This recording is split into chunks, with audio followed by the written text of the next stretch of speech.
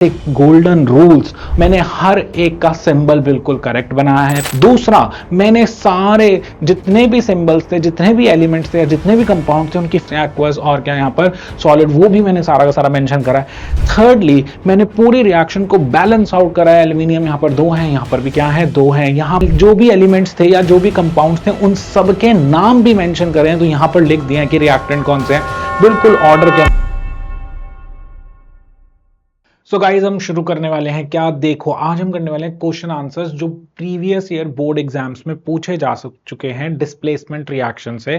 तो आज हम करने वाले हैं क्या, question and answers displacement reaction से, जो कि बोर्ड एग्जाम में पूछे जा चुके हैं पिछले सालों में। तो सबसे पहला क्वेश्चन तुम्हारे सामने है, यहां पर देखना। क्वेश्चन है, identify the types of reaction and give one example. आपको इसमें रिएक्शन को आइडेंटिफाई करना है और एक एग्जाम्पल भी देना है। तो बेसिकली क्वेश्चन में 2 पार्ट्स हो गए, एक तो आपको आइडेंटिफिकेशन करना है और दूसरा आपको एक एग्जाम्पल देना है। यहां पर एक बहुत चीज इंटरेस्टिंग क्या है कि भाई ये क्वेश्चन आया है 2022-23 के अंदर, 2022-23 जो हमारा बोर्ड एग्जाम हुआ था वहां पर एक क्वेश्चन आया था। तो देखो, अगर क्वेश्चन को देखोगे तो सबसे पहले तुम्हारे को दिखाई दे रहा है यहां पर क्या, यहां लिखा हुआ है बेटा क्या, दैट इज योर ए, और फिर लिखा हुआ है क्या बी, और उसके साथ सी। तो अगर ये फॉर्म दिख गई है तो समझ आ जाएगा कि यार जो ए है वो तो रिएक्टिव होगा और बी लेस रिएक्टिव है। यहां पर दिख ही रहा है प्रोडक्ट के अंदर कि ए सी के साथ जा रहा है और बी अलग हो रहा है। तो ऑब्वियस बात है कि हमारा जो ए है वो रिएक्टिव है और बी लेस रिएक्टिव है। ए ने बी को हटा दिया और जैसे ही ए ने बी को हटाया तो हमारा प्रोडक्ट मिला ए सी, और साथ में बी अलग हो गया। तो इस रिएक्शन में हुआ क्या, दैट इज योर डिस्प्लेसमेंट हुआ। तो ये कौन सी रिएक्शन है, this is a displacement reaction. तो हमें ये तो पता चल गया ये डिस्प्लेसमेंट रिएक्शन है। अब तुम इसका कोई एग्जांपल दे दो, जैसे कोई भी एग्जांपल दे सकते हो, जैसे Fe+CuSO4 वाला एग्जांपल दे दो। तो देयर आर सेवरल एग्जांपल जिसमें से कोई भी आप एक एग्जांपल दे सकते हो। तो let us see the answer. तो भाई हम बोलेंगे कि what type of reaction it is. तो टाइप है क्या, डिस्प्लेसमेंट रिएक्शन। तो this is a displacement reaction. Second, अब भाई कौन सी इक्वेशन हम दे रहे हैं, तो हमने ये वाली इक्वेशन दी कि जिंक है, जिंक को हमने कॉपर सल्फेट के अंदर क्या करा, डिप करा। जिंक सॉलिड है, कॉपर सल्फेट जो है एक्वस फॉर्म में है।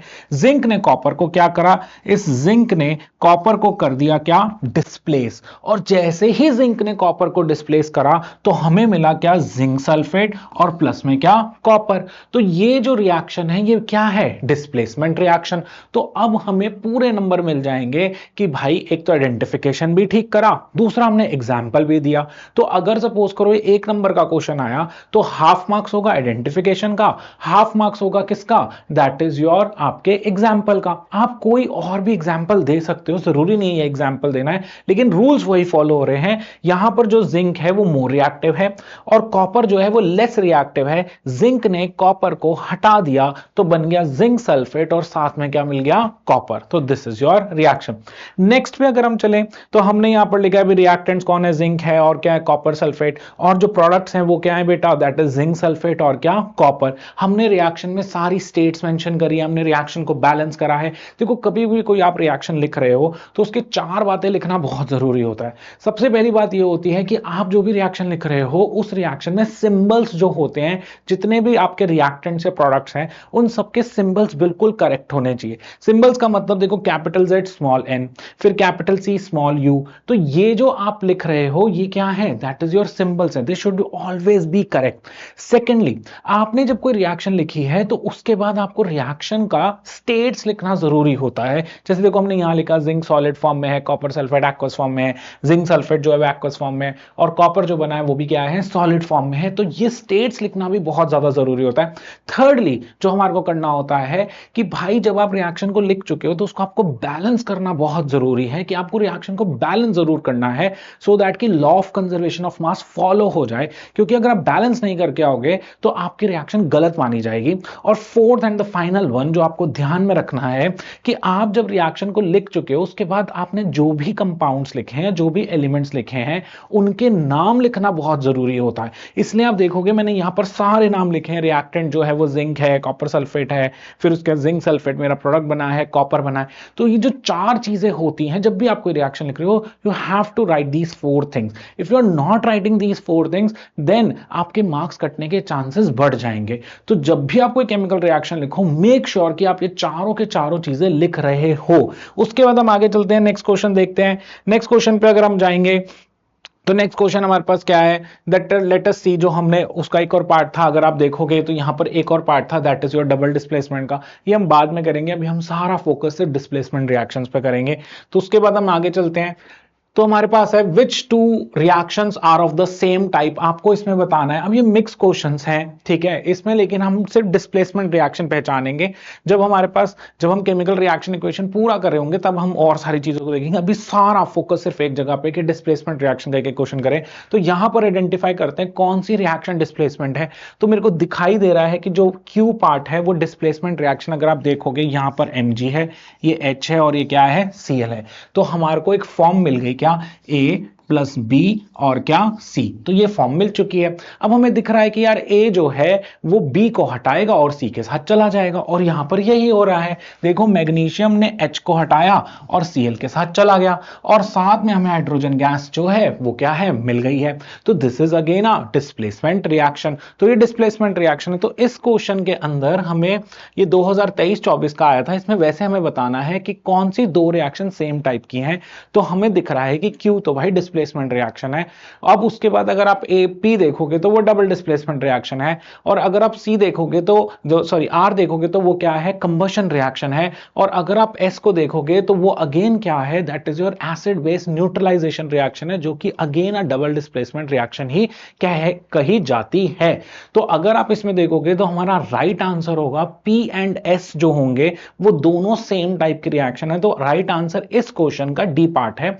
बट राइट नाउ हमारा सारा फोकस होना चाहिए डिस्प्लेसमेंट रिएक्शंस में, क्योंकि हम पहले डिस्प्लेसमेंट रिएक्शन सीखेंगे, फिर मैं आपको डबल डिस्प्लेसमेंट वीमेक की मदद से, फिर मैं आपको कॉम्बिनेशन एवरी रिएक्शन और उनके क्वेश्चंस को मैं आपके साथ डिस्कस करूंगा। अब यहां पर देखते हैं कि हमारा आंसर ठीक है। तो इफ वी गो फर्दर तो हम देखते हैं कि हाँ यार हमारा आंसर बिल्कुल क्या है, दैट इज योर करेक्ट है। तो अगर आप देखोगे तो right answer is P and S, तो we were right. Next question पे चलते हैं। नेक्स्ट क्वेश्चन आपके सामने आ रहा है, देखना, what happens when copper and aluminium are added separately to FeSO4 solution. तो आपने कॉपर और किसकी बात कर रहा है, दैट इज योर एल्यूमिनियम की। आपने कॉपर और एल्यूमिनियम को FeSO4 के अंदर डालना है, तो आपको दो डिफरेंट रिएक्शंस परफॉर्म करके देखनी पड़ेंगी। तो हम उनको परफॉर्म करते हैं। तो यहां पर आपका आया कॉपर और प्लस में आपने करा क्या, FeSO4, ये आपने रिएक्शन करी। आप जब इस रिएक्शन को परफॉर्म कर रहे हो तो आप देख रहे हो कि कॉपर जो है वो हमारा A हो गया, Fe हमारा B हो गया और SO4 हमारा C हो गया। तो हमारा ये A, ये B और ये C। और मैंने आपको उस दिन भी सिखाया था, एक ब्लॉक थ्योरी सिखाई थी प्रोडक्ट बनाने के लिए, ब्लॉक्स बना लो। तो आपका पहला ब्लॉक, फिर ये आपका Fe का ब्लॉक और ये आपका SO4 का ब्लॉक। अब जब आपने ब्लॉक्स बना लिए हैं तो पहले देखो कि यार रिएक्टिविटी सीरीज को ध्यान करेंगे। रिएक्टिविटी सीरीज क्या थी बेटा, केदारनाथ का माली आलू जरा फीके पकाता है, और हमारे पास क्या था, चाप। और क्या था, चाप। तो ये थी हमारी रिएक्टिविटी सीरीज, केदारनाथ का माली आलू जरा फीके पकाता है, चाप। तो this was our reactivity series.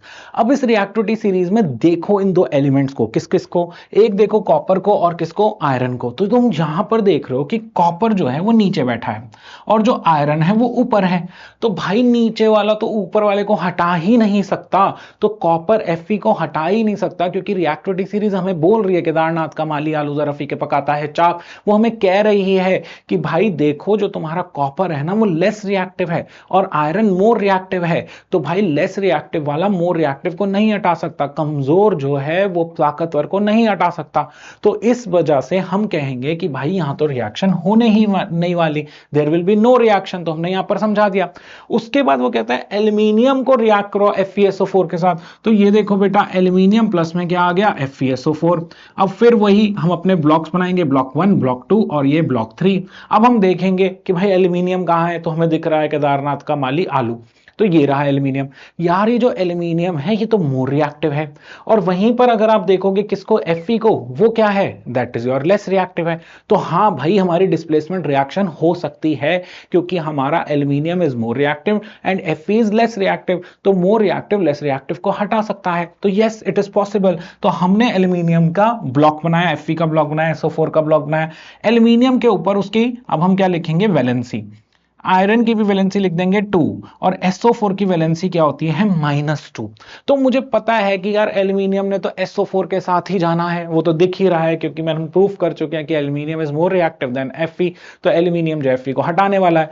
तो हमने कहा फिर प्रोडक्ट क्या बनेगा, हमने कहा भाई हमारा दोस्त की मदद लेंगे। हमारा दोस्त कौन था, जिसका नाम था क्या, दैट इज योर, आप अगर उसको ध्यान में करोगे उसका नाम क्या था, दैट इज क्रॉस मल्टीप्लीकेशन। तो क्रॉस मल्टीप्लीकेशन कहता है यार एल्यूमिनियम के नीचे 3 लिखो और SO4 के नीचे लिखो 2 और आप इसे क्रॉस कर दो, तो फॉर्मूला बना Al2SO4 whole thrice, Al2SO4 whole thrice. तो हमारा प्रोडक्ट बन गया एल्यूमिनियम सल्फेट। तो आपका जो प्रोडक्ट बन गया एल्यूमिनियम सल्फेट, साथ में आपको क्या मिलेगा, अब जो Fe था वो जो है वो आपका निकल गया है, वो निकल गया है तो वो एक सॉलिड फॉर्म में, एक मेटालिक फॉर्म में एग्जिस्ट करने लग जाएगा, तो हमें साथ में मिलेगा क्या, प्लस में Fe। तो यस ये रिएक्शन होगी। अब चलते हैं बैक टू द क्वेश्चन, हमने सारा समझ लिया है, अब देखते हैं हम आंसर कैसे पेपर में करेंगे। भाई what happens when copper and aluminium added separately to FeSO4 solution, तो देखना copper plus FeSO4 there will be no reaction, जो मैंने आपको बताई कि क्यों नहीं होगी, क्योंकि copper is less reactive, iron is more reactive. फिर आप गए नेक्स्ट रिएक्शन पे एल्यूमिनियम प्लस FeSO4, तो आपने देखा कि भाई एल्यूमिनियम जो है Fe से ज्यादा पावरफुल है, एल्यूमिनियम Fe को डिस्प्लेस कर देगा, तो ऑब्वियस बात है आपका एल्यूमिनियम सल्फेट बन जाएगा और जो ग्रीन कलर होगा FeSO4 का वो फेड अवे हो जाएगा। तो आप यहां पर देखते हो कि ग्रीन कलर फेड्स अवे क्योंकि FeSO4 जो है वहां पर जो Fe था वो डिस्प्लेस हो गया है, वो हट गया है, उसकी जगह पे एल्यूमिनियम आ गया है, तो उसका पूरा केमिकल नेचर ही चेंज हो गया है। केमिकल नेचर चेंज होने की वजह से उसका रंग जो था, जो पहले उसका ग्रीन कलर था, वो फेड अवे हो गया है। तो हम यहां पर कंक्लूजन पे पहुंचते हैं कि भाई aluminium is more reactive than iron, so therefore उसने शो करी डिस्प्लेसमेंट रिएक्शन। वहीं पर जो कॉपर था वो लेस रिएक्टिव था आयरन से, तो उसने डिस्प्लेसमेंट रिएक्शन शो नहीं करी है। तो ये चीज हमने यहां पर बतानी थी और यहां हमें पूरे मार्क्स मिल जाएंगे। 2019 में ये क्वेश्चन आया था डिस्प्लेसमेंट रिएक्शन में से CBSE बोर्ड एग्जाम में। उसके बाद अगर आप आगे चलोगे बेटा तो नेक्स्ट क्वेश्चन वही उस एग्जांपल को हम समझा रहे हैं, मतलब उस इक्वेशन को दे रहे हैं कि भाई ये डिस्प्लेसमेंट रिएक्शन है। इक्वेशन अगर आप देखोगे एल्यूमिनियम सॉलिड फॉर्म में है बेटा, FeSO4 जो है एक्वस फॉर्म में है, फिर उसके बाद आप देखोगे एल्यूमिनियम सल्फेट जो है वो अगेन एक्वस फॉर्म में है, Fe जो है वो किस में है, सॉलिड फॉर्म में। तो यू कैन सी दैट कि भाई हमारा जो एल्यूमिनियम था वो सॉलिड था, सॉलिड को आपने डिप करा एक एक्वस सॉल्यूशन में, उसने उसको वहां से डिस्प्लेस करा। जैसे ही उसने उसको डिस्प्लेस करा तो आपको एल्यूमिनियम सल्फेट मिला जो कि अगेन एक्वस इन नेचर है, फिर आपको आयरन मिला जो कि क्या है, सॉलिड इन नेचर है। आप देखो हमने वो चारों बेस, एल्यूमिनियम था रिएक्टेंट, फेरस सल्फेट था हमारा रिएक्टेंट, प्रोडक्ट में एल्यूमिनियम सल्फेट था और क्या था, आयरन था। तो ये सब चीजें हमने यहां पर मेंशन कर दी हैं सो दैट कि हमारा जो गोल्डन रूल्स हैं, 4 गोल्डन रूल्स हैं किसी भी केमिकल रिएक्शन को लिखने के, वो सारे के सारे गोल्डन रूल्स यहां पर फॉलो होने चाहिए सो दैट कि भाई जब हम पेपर में लिखें तो टीचर के पास एक भी रीजन ना हो कि वो हमारे मार्क्स काट सके। तो मेक श्योर करना कि तुम ये चारों की चारों बातें लिख कर आ रहे हो। उसके बाद अगर तुम आगे जाओगे बेटा तो नेक्स्ट क्वेश्चन आपके सामने आता है, zinc react with silver nitrate. Zinc जो है वो सिल्वर नाइट्रेट से रिएक्ट कर रहा है, तो जिंक जब सिल्वर नाइट्रेट से रिएक्ट करेगा तो ऑब्वियस बात है कि हमारा प्रोडक्ट बनेगा। तो अब हम देखेंगे कि यार पहले तो अब इस क्वेश्चन में क्या होता है, जब ऐसे क्वेश्चन आते हैं ये वर्ड इक्वेशंस होती है, वर्ड इक्वेशंस को आपने केमिकल इक्वेशंस में चेंज करना है, तो आपको जो है वर्ड से सिंबल्स बनाने बहुत जरूरी हैं। तो आपको सिंबल ध्यान में आना चाहिए। जैसे उसने लिखा जिंक, तो जिंक का सिंबल होता है ZN, that is capital Z और क्या small n, that is zinc. फिर उसने बोला सिल्वर नाइट्रेट, तो सिल्वर नाइट्रेट का फॉर्मूला होता है AgNO3। देखो मैं आपको बताऊं, बड़े सारे बच्चे यहीं पर गलती करते हैं कि उनको सिल्वर नाइट्रेट का फॉर्मूला पेपर में गलत बना के आ जाते हैं। तो उसका रीजन ये होता है कि वो रट्टा मारते हैं, लेकिन यहां रट्टा नहीं चाहिए, यहां वैलेंसीज का ध्यान होना चाहिए आपको कि सिल्वर की वैलेंसी बेटा क्या है, दैट इज 1, और नाइट्रेट की वैलेंसी भी क्या है 1, और अगर आप इन्हें क्रॉस मल्टीप्लाई करोगे तो फॉर्मूला बनेगा AgNO3। तो this is called as silver nitrate, this is called as silver nitrate. तो जब आप जिंक को सिल्वर नाइट्रेट से रिएक्ट करवाते हो तो जिंक क्या करता है, वो सिल्वर को डिस्प्लेस कर देता है। अगेन अगेन मुझे ये बात कैसे पता है, देखो मैंने पहले ब्लॉक बना लिया, जिंक का ब्लॉक, सिल्वर का ब्लॉक और मेरा नाइट्रेट का ब्लॉक, ये मेरे ब्लॉक्स बनके तैयार हो गए। अब मैंने सोची क्या, रिएक्टिविटी सीरीज, जो मैं यहां पर तुम्हारे लिए छोटी फॉर्म में लिख देता हूं, केदारनाथ का माली आलू जरा फीके पकाता है और क्या चाप। ये मेरी पूरी रिएक्टिविटी सीरीज मुझे याद थी, मैंने सारी की सारी लिख ली। अब जैसे ही मैंने ये रिएक्टिविटी सीरीज लिखी तो मुझे दिख गया कि यार ये दिख रहा है कि भाई ये रहा मेरा जिंक और ये रहा मेरा सिल्वर, तो जिंक ऊपर है सिल्वर नीचे है, तो zinc is more reactive silver is less reactive. तो पता है कि जिंक जो है सिल्वर को डिस्प्लेस करने वाला है, तो ये तो होना ही होना है। तो अब मुझे पता है कि जिंक जो है वो सिल्वर को डिस्प्लेस करेगा, उसको हटाएगा और जिंक बॉन्ड बनाएगा NO3 के साथ। अब लेकिन भाई मुझे ये सोचना है कि मेरा प्रोडक्ट क्या बनेगा, तो उसका बहुत ही सिंपल तरीका है, ब्लॉक्स के ऊपर अब वैलेंसीज लिख दो। यहां पर वैलेंसी है क्या +2, यहां पर थी +1 और यहां पर थी क्या -1, आपने लिख दी। उसके बाद वही अपना दोस्त एक ही है, कौन, क्रॉस मल्टीप्लिकेशन का यूज करेंगे। ये जिंक लिखा, जिंक की वैलेंसी 2, NO3 की वैलेंसी 1, आपने क्रॉस मल्टीप्लाई करा। जैसे ही आप क्रॉस मल्टीप्लाई करोगे आपको मिलेगा जिंक नाइट्रेट, जो इसका फॉर्मूला है ZnNO3 होल ट्वाइस। तो this will be our product, ZnNO3 whole twice will be our product, zinc nitrate. ये बिल्कुल पहले देखो, पहले ब्लॉक्स बनाए, फिर आपने मेटल्स को कंपेयर करा कि भाई डिस्प्लेसमेंट होगा कि नहीं होगा, ये प्रूफ करा। फिर आपने जब एक बार ये पता कर लिया यार डिस्प्लेसमेंट तो होने वाला है, क्योंकि रिएक्टिविटी सीरीज के हिसाब से हम बिल्कुल ठीक है, जिंक रिएक्टिव है और जो मरकरी जो हमारा सिल्वर है वो लेस रिएक्टिव है, ये बात समझ आ गई। फिर हमने कहा यार अब कैसे प्रोडक्ट बनाए, तो हमने कहा यार सब ब्लॉक्स के नीचे ना वैलेंसीज लिख दो, तो हमने सबके नीचे वैलेंसीज लिख दी। भाई हमने जिंक की लिखी +2, फिर हमने Ag की लिखी +1, NO3 की लिखी -1, इस तरीके से हमने सारी वैलेंसीज को लिख दिया। अब जब हमने सारी वैलेंसीज को लिख दिया तो उसके बाद हमने क्रॉस मल्टीप्लीकेशन का यूज करा, ठीक है, प्लस के ब्लॉक को इसके प्लस के ब्लॉक को इसके माइनस के ब्लॉक की तरफ लेकर गए, सिल्वर को तो उसने हटा दिया। फिर हमने क्रॉस मल्टीप्लीकेशन का यूज कर कर उसका फॉर्मूला बनाया और वो फॉर्मूला हमने लिख दिया एज इट इज, और जो बचा Ag था वो हमने अलग कर दिया। तो इस तरीके से हमारा जो है प्रोडक्ट बन गया, जिंक नाइट्रेट प्लस में क्या, सिल्वर। तो ये चीज आपने यहां पर लिखनी है। फिर मैंने आपको बताया हमेशा 4 गोल्डन रूल्स, वो 4 गोल्डन रूल्स फॉलो करके आपने रिएक्शन को लिखना है। तो आपके सामने रिएक्शन है यहां पर, तो देखो बेटा जिंक क्या था, that is your solid form में था। फिर ये जो सिल्वर नाइट्रेट है वो कौन सी फॉर्म में है, एक्वस फॉर्म में है, वो पानी में डिसॉल्व था। जिंक गया, जिंक ने सिल्वर को हटाया, उसने जिंक नाइट्रेट बनाया, और वो भी कौन सी फॉर्म में, दैट इज एक्वस फॉर्म में आ गया। और जो हमारा सिल्वर था, वो जो सिल्वर था वो दैट इज योर एक तरह से क्या हो गया, डिपॉजिट हो गया। और वो कौन सी फॉर्म में डिपॉजिट हुआ है बेटा, ऑब्वियसली डिपॉजिट वर्ड यूज कर रहा हूं, तो जमा हुआ होगा तो सॉलिड फॉर्म में होगा, तो सिल्वर सॉलिड फॉर्म में आ गया। और ये कौन सी रिएक्शन है, डिस्प्लेसमेंट रिएक्शन। रिएक्टेंट्स कौन है, जिंक है, सिल्वर नाइट्रेट है। प्रोडक्ट्स कौन है, जिंक नाइट्रेट है, और क्या है बेटा, सिल्वर है। तो इस तरीके से ये आपकी रिएक्शन हो गई, जिसको हम बोलते हैं क्या, displacement reaction. When zinc reacts with silver nitrate, तो हमें ये पूरी रिएक्शन लिखनी है।